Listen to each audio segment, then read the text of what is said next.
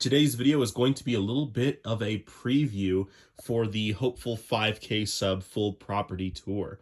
Now, I have a bit of a head cold right now, and so I'm very congested, and you probably can hear that, so I apologize in advance. But as the title said, I went back on my word. There are so many videos that I have done and said, and I try not to post too much on different like Facebook groups and things like that, but I have said that I will never, ever, ever, ever, ever, ever get aquatic turtles, specifically red-eared sliders. Well, evidently, Jay-Z is a liar and a hypocrite. So, a little bit of backstory on this as you guys get to see the fun, full release of these guys into my pond. So, Lori Turini, my associate, cohort, co-host, person acquaintance. I don't know what we want to address this as. So Lori Turini is the animal behaviorist. She's one of the co-hosts of Colorado Reptile Educators for the podcast and video series. She's well known for her animal, specifically snake behavior, as well as in horses and dogs and other animals. So she was contacted by someone who she has worked with that had a couple of turtles dumped on them. Lori being a person who doesn't really feel super comfortable with aquatic animals at all. Definitely a snake person full time. Doesn't even own any lizards.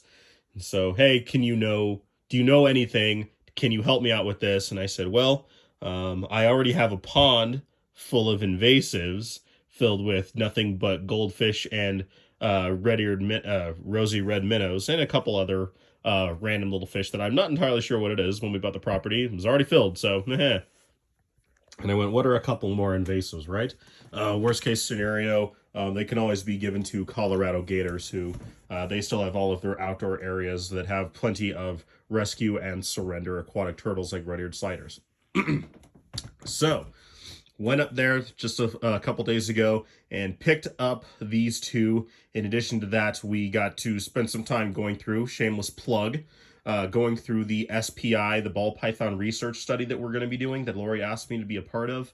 Essentially, we are doing a very large, extensive, at least longer than anyone that we know about, documentation of captive ball python behavior in larger enclosures with multiple stimuli being monitored for 24-hour periods. So, shameless plug for that. Stay tuned for more tips for that. But while I was there, in addition to seeing her very cool facility and all of her really cool animals, I picked up these two. So, clearly in the video you can see there are two different turtles here. The larger of which is a yellow belly slider. They were calling this one a male. I'm not as 100% comfortable as differentiating them as I am with snakes and lizards, although I've been wrong on that count multiple times in the past. Generally, with most aquatic turtles and tortoises in general, the male has a longer tail. They both look female to me, but we're just going to roll with it. So this yellow belly one, he is older and definitely had some shell deformations in there, where I was told that he had MBD as a younger one, and it can't really be fixed, but it can be halted. Being outside in the sun, it's going to get much better, but you can definitely tell that his shell is not shaped very well. Kind of the opposite of tortoise pyramiding. It's kind of like caving in on itself. And then the red-eared slider is the smaller one. For sure, he's a female. This one's only a couple years old. They were very hesitant at first. Clearly, they've probably only ever been kept in, they were in a 75-gallon tank, never filled up all the way, so probably never really had a whole lot of experience in an actual pond before, being pond turtles. So they were very hesitant at first. We were out there for probably 20, close to 30 minutes of them just kind of hanging out. I wasn't just going to drop them into the water, so we were just kind of hanging out, waiting for them to do their thing until eventually they managed to sink in one at a time. The yellow belly obviously first, the red-eared second, and they seem to be doing just fine.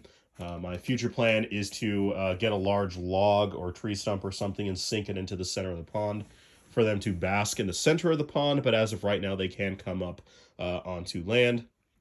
Plenty of food for them in there. As adult turtles, they are technically omnivorous, and I do have multiple types of fish for them to eat. We all know that minnows and goldfish aren't the best for them, but I now have a fairly close pet store, I guess you could say. Yeah, they're a pet store that has the ability to get me some fish that they could eat that has considerably less thiaminase in them, as well as plenty of vegetation that you can clearly see that happens in the pond. It's really fun to now sit there and see a really cool, amazing, and beautiful little pond where they have kind of its own built-in bog.